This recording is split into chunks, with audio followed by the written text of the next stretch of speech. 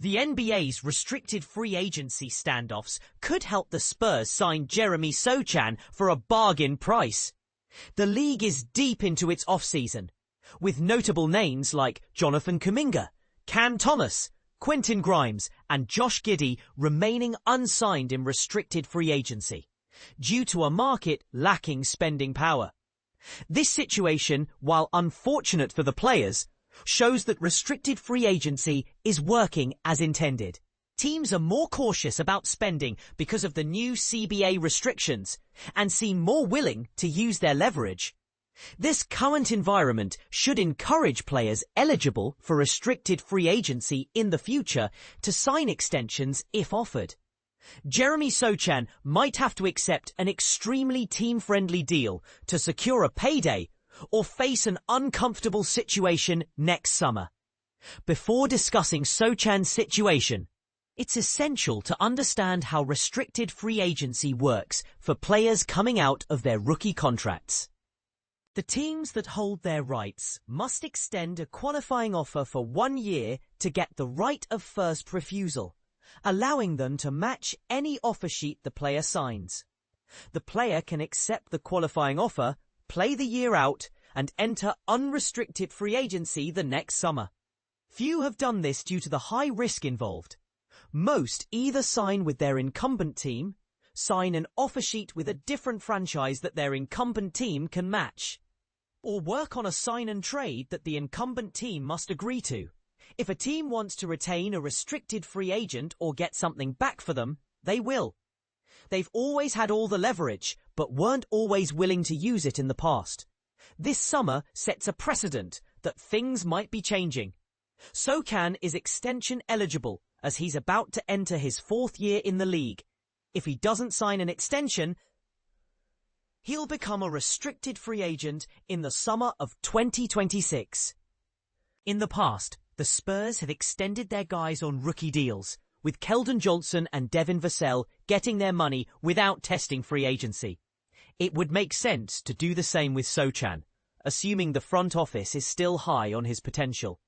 However, it wouldn't be surprising to see them play hardball and use the threat of recent stalemates in restricted free agency as their core argument for offering low to Sochan's representatives. After all, does Sochan want to be left waiting for a payday next summer as money dries up and everyone scrutinizes his game like Cam Thomas this summer? Sochan could decide to bet on himself and hope for more money after a good 4th season, but it's unlikely there would be a strong market for him without massive outlier-level improvement. Some teams with cap space next summer will be young, rebuilding squads like the Wizards and Nets, who might prefer renting out their room for assets instead of making an offer to a non-star young guy that will get matched anyway unless it's a significant overpay. The good teams expected to be under the cap, like the Lakers and Clippers, will look for a star or a piece that pushes them over the top. And Sochan doesn't fit either category. He's young and an excellent on-ball defender, but his lack of shooting makes him a challenging fit for many rosters. He brings enough to the table in other areas to be worth keeping long-term, but he's not a plug-and-play guy. It's hard to overstate how much leverage the Spurs have in any extension talks with Sochan. They even have time on their side, as they can wait until the day before the regular season starts to sign him to one. If they fail to reach an agreement, they should be able to retain him for a good price if he enters restricted free agency a year from now, because of the rights of first refusal and the potentially limited market the young forward could have. The league is not spending like it did in the past. But if someone overpays in 2026 and the silver and black decide to move on, like they did with Boban Marjanovic and Jonathan Simmons in the past, it will be solely their decision. They have a tidy cap sheet that could accommodate a medium-sized contract with ease, especially with Johnson's expiring soon. The Spurs might decide to pay their guy to avoid potential bad blood. They drafted and developed Sochan, and he's a good presence in the locker room and on the hardwood, where his defense and toughness would not be easily replaceable.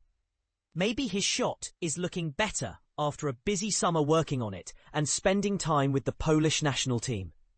Perhaps the front office wants to go into the season with as few distractions as possible.